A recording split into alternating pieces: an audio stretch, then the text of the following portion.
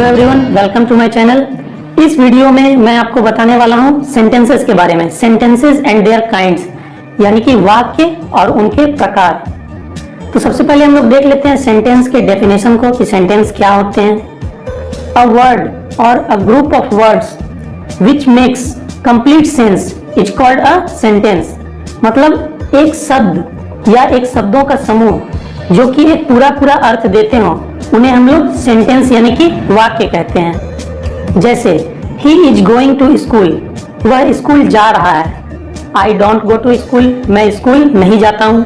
Do you go to school, क्या तुम school जाते हो। ये सारे सेंटेंस के एग्जाम्पल्स हैं। क्यों?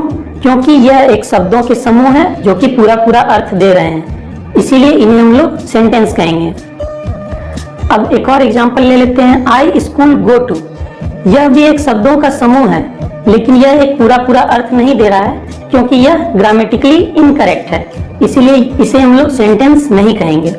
अब कुछ लोग समझते हैं कि सेंटेंस केवल एक शब्दों के समूह से ही बनाया जा सकता है, लेकिन ऐसी बात नहीं है। सेंटेंस केवल एक वर्ड के भी हो सकते हैं। अगर किसी वर्ड को हम लोग आज्ञा के रूप में इस्तेमाल कर रहे हैं, जैसे गो, किसी को हम लोग आज्ञा दे रहे हैं जाओ, तो यहाँ पे गो वर्ड जो है एक सेंटेंस की तरह भी काम कर रहा है। किसी को हम लोग बोल रहे हैं कम, आज्ञा के रूप में इसका इस्तेमाल कर रहे हैं, तो यहाँ पे कम वर्ड जो है एक सेंटेंस की तरह काम कर रहा है। किसी को हम लोग बोल रहे हैं लाफ, हंसो, तो यहाँ पे लाफ शब्द जो है एक सेंटेंस की तरह काम कर रहा है। किसी भी सेंटेंस को हम लोग लिखते हैं तो उसका पहला अक्षर कैपिटल लेटर से शुरू करना चाहिए। अब हम लोग आ जाते हैं सेंटेंस के काइंड्स में, मतलब सेंटेंस कितने प्रकार के होते हैं। तो अगर अर्थ की दृष्टिकोण से देखा जाए तो सेंटेंस 5 प्रकार के होते हैं। पहला असर्टिव सेंटेंसेस, या जिनको हम लोग डिक्लेरेटिव सेंटेंस भी कहते हैं। दूसरा इंट्रोगेटिव सेंटेंस, तीसरा इंपेरेटिव सेंटेंस, चौथा ऑप्टेटिव सेंटेंस और पांचवा एक्सक्लामेटरी सेंटेंस। अब ये सारे सेंटेंस या तो अफर्मेटिव होंगे या फिर नेगेटिव। अफर्मेटिव सेंटेंस अब क्या है? वे सेंटेंस जिनमें किसी भी नेगेटिव वर्ड का प्रयोग ना हुआ हो उन्हें हम लोग अफर्मेटिव सेंटेंस यानी कि सकारात्मक वाक्य कहते हैं। नेगेटिव वर्ड्स क्या हैं? जैसे no, not, none, never, nobody, nothing, neither, nor, ये सब नेगेटिव वर्ड्स हैं।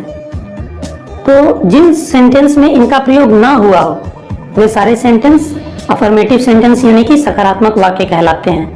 जैसे आई गो टू स्कूल, मैं विद्यालय जाता हूँ, तो इसमें कोई भी नेगेटिव वर्ड प्रयुक्त नहीं है, इसलिए यह एक अफर्मेटिव सेंटेंस है। अब नेगेटिव सेंटेंस क्या होते हैं? तो जिन वाक्यों में ये नेगेटिव वर्ड्स प्रयुक्त हुए हों उनको हम लोग नेगेटिव सेंटेंस कहते हैं। जैसे I don't go to school, मैं स्कूल नहीं जाता हूँ, तो यहाँ पे आई डोंट मतलब आई डू नॉट, यहाँ पे नॉट जो शब्द लगा है जो कि एक नेगेटिव वर्ड है, इसीलिए यह वाक्य जो है I don't go to school यह एक नेगेटिव सेंटेंस है। अब हम लोग वापस से सेंटेंसेस के मेन काइंड्स में आ जाते हैं। पहले काइंड को हम लोग देखते हैं असर्टिव या डिक्लेरेटिव सेंटेंस। इसका हिंदी होता है कथनवाचक वाक्य। असर्टिव शब्द जो है असर्शन वर्ड से बना है जिसका मतलब होता है कथन, और डिक्लेरेटिव जो है डिक्लेरेशन से बना है जिसका मतलब घोषणा। मतलब किसी भी वाक्य में अगर वह कथन को व्यक्त कर रहा है, अगर वह वाक्य कथन को व्यक्त कर रहा है या किसी चीज की घोषणा कर रहा है, तो उसे हम लोग असर्टिव या डिक्लेरेटिव सेंटेंस कहते हैं। इसके डेफिनेशन को आप लोग देख लीजिए। A sentence which makes a statement or an assertion is called an assertive sentence or a declarative sentence. मतलब वह वाक्य जो कि एक कथन को व्यक्त करता हो या फिर एक घोषणा को व्यक्त करता हो उसे हम लोग असर्टिव सेंटेंस या फिर डिक्लेरेटिव सेंटेंस कहते हैं। जैसे आई एम अ बॉय, मैं एक लड़का हूँ, यह एक कथन है और यह मैं अपने आप को घोषित कर रहा हूँ कि मैं एक लड़का हूँ, इसीलिए यह एक असर्टिव सेंटेंस है। और ये अफर्मेटिव सेंटेंस भी है क्योंकि इसमें कोई भी नेगेटिव वर्ड प्रयुक्त नहीं है। You are not a baby, तुम एक बच्चे नहीं हो, यहाँ पे मैं आपको एक बच्चे, आप एक बच्चे नहीं है, ये मैं घोषित कर रहा हूँ, ये मैं कथन व्यक्त कर रहा हूँ, इसीलिए यह एक आपका असर्टिव सेंटेंस है। लेकिन यहाँ पे नॉट का प्रयोग हो जाने के कारण यह एक असर्टिव सेंटेंस तो है ही, साथ में नेगेटिव सेंटेंस भी है। अब हम लोग देखते हैं सेंटेंस के दूसरे काइंड को, यानी कि इंट्रोगेटिव सेंटेंसेस। अब इंट्रोगेटिव वर्ड जो है इंट्रोगेशन वर्ड से बना है। इंट्रोगेशन का मतलब होता है पूछताछ, यानी कि वैसे सेंटेंसेस जिनसे हम लोग पूछताछ करते हो, यानी कि क्वेश्चन एराइज करते हो, उनको हम लोग इंट्रोगेटिव सेंटेंसेस कहते हैं। यानी कि इसका डेफिनेशन होगा a sentence which asks a question is called an interrogative sentence। मतलब वे वाक्य जो कि कोई प्रश्न पूछते हो उन्हें हम लोग इंट्रोगेटिव सेंटेंस यानी कि प्रश्नवाचक वाक्य कहते हैं। जैसे आर यू रेडी, क्या तुम तैयार हो, यह एक इंट्रोगेटिव सेंटेंस है, साथ में अफर्मेटिव सेंटेंस भी है। व्हाट इज योर नेम, मैं आपसे पूछ रहा हूँ आपका नाम क्या है, तो यहाँ पे मैं एक प्रश्न पूछ रहा हूँ, इसीलिए यह एक इंट्रोगेटिव सेंटेंस है और साथ में अफर्मेटिव भी है, क्योंकि कोई भी नेगेटिव वर्ड प्रयुक्त नहीं हुआ है। और एक और एग्जांपल ले लेते हैं, इज ही नॉट गोइंग, क्या वह नहीं जा रहा है। यहाँ भी हम लोग एक क्वेश्चन एराइज कर रहे हैं, इसलिए यह एक इंट्रोगेटिव सेंटेंस है, लेकिन साथ में ये एक नेगेटिव सेंटेंस भी है, क्योंकि इसमें नॉट का जो प्रयोग हुआ है इसके कारण से यह एक नेगेटिव सेंटेंस हो गया है। अब हम लोग आ जाते हैं सेंटेंस के तीसरे काइंड में, जिसको कहा जाता है इंपरेटिव सेंटेंसेस।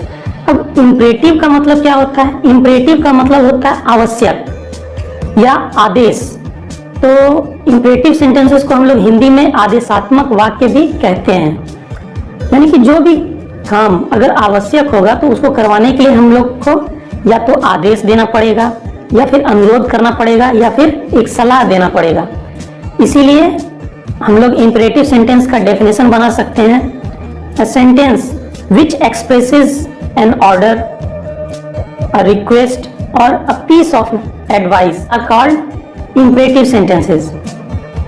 मतलब वह सेंटेंस जिससे किसी ऑर्डर यानी कि आज्ञा का बोध हो, या फिर रिक्वेस्ट यानी कि अनुरोध का बोध हो, या फिर ए पीस ऑफ एडवाइस यानी कि सलाह का बोध हो, उसे हम लोग इंपरेटिव सेंटेंसेस कहते हैं, यानी कि आदेशात्मक वाक्य कहते हैं। जैसे गो देयर, या सिर्फ हम लोग यहाँ पे इसके बजाय सिर्फ गो का भी प्रयोग कर सकते हैं। कम हियर, यहाँ आओ, या फिर इसके बजाय हम लोग सिर्फ कम का भी प्रयोग कर सकते हैं। यह एक ऑर्डर है, इसीलिए यह इंपरेटिव सेंटेंस में आ जाएगा।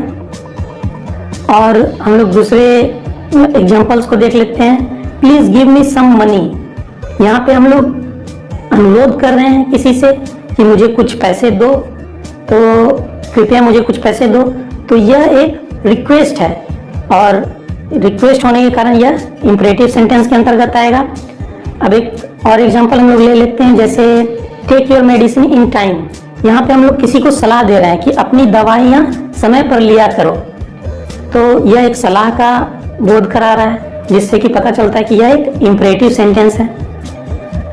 अब हम लोग चलते हैं सेंटेंस के चौथे काइंड ऑप्टेटिव सेंटेंसेस में। ऑप्टेटिव का अर्थ होता है इच्छा सूचक या इच्छार्थक। वह सेंटेंस जिससे हम लोग अपनी भावना या इच्छा को व्यक्त करते हैं, उन्हें हम लोग ऑप्टेटिव सेंटेंस कहते हैं। तो इसके डेफिनेशन को हम लोग देख लेते हैं। A sentence which expresses some curse, blessing, wish और prayer that are called optative sentences। मतलब वे सेंटेंस, वे वाक्य जिससे किसी अभिशाप, किसी आशीर्वाद या इच्छा या फिर प्रार्थना का बोध होता हो, उन्हें हम लोग ऑप्टेटिव सेंटेंस कहेंगे, यानी कि इच्छार्थक वाक्य कहेंगे। जैसे कुछ एग्जांपल्स ले लेते हैं हम लोग। किसी पे हम लोग बहुत ज़्यादा रुष्ट हैं, बहुत गुस्सा हैं, और हम लोग उसे एक तरह से समझिए गाली देने का मन कर रहा है, तो हम उसे बोलेंगे मे ही डाई ऑफ कैंसर, वह कैंसर से मर जाए। तो यह एक अभिशाप है। और एक एग्जाम्पल को ले लेते हैं और हम लोग, मे यू गेट सक्सेस, किसी को हम लोग खुश होकर आशीर्वाद दे रहे हैं कि तुम सफलता पाओ, तो हम लोग कहेंगे मे यू गेट सक्सेस। तो यह सेंटेंस जो है ऑप्टेटिव सेंटेंस है। मे गॉड सेव हिम, यहाँ पे यह एक इच्छा या फिर प्रार्थना है। किसी को हम लोग अगर बचाने के लिए भगवान से प्रार्थना कर रहे हैं कि भगवान उसकी रक्षा करें, तो यहाँ पे यह एक ऑप्टेटिव सेंटेंस है। कुछ ऑप्टेटिव सेंटेंसेस में मे का प्रयोग नहीं भी हो सकता, वैसे लगभग सारे ऑप्टेटिव सेंटेंसेस में मे का प्रयोग होता ही है। लेकिन जैसे हम लोग अगर बोले गॉड सेव हिम या फिर मे गॉड सेव हिम, तो दोनों बात एक ही है। वहां मे अंडरस्टूड होता है अगर मे कहीं नहीं है तो। अब हम लोग आ जाते हैं सेंटेंस के लास्ट काइंड यानी एक्सक्लामेटरी सेंटेंसेस में। एक्सक्लामेशन मीन्स होता है आश्चर्य, मतलब किसी चीज पर हम लोग आश्चर्यचकित हो गए हैं, तब हम लोग वहां पर एक्सक्लामेटरी सेंटेंस का प्रयोग करेंगे। एक्सक्लामेटरी सेंटेंस का हिंदी में अर्थ होता है विस्मयादिबोधक वाक्य। तो सबसे पहले इसके डेफिनेशन को हम लोग देख लेते हैं। A sentence which expresses sudden or strong feeling is called an exclamatory sentence. मतलब वह वाक्य जो कि एक अचानक से आए या फिर एक स्ट्रॉन्ग तीव्र अनुभूति को व्यक्त करता हो, उसे हम लोग एक्सक्लामेटरी सेंटेंस कहते हैं।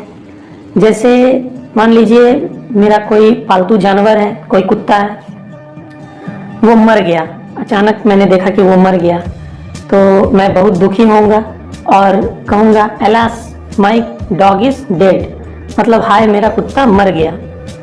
अब जैसे मैं किरी को खोज रहा हूँ और बहुत ढूंढने पर भी वो नहीं मिल रहे हैं और अचानक से मुझे वो दिख गए, तो मैं कहूँगा ओह यू आर हेयर, मतलब ओह आप यहाँ हैं।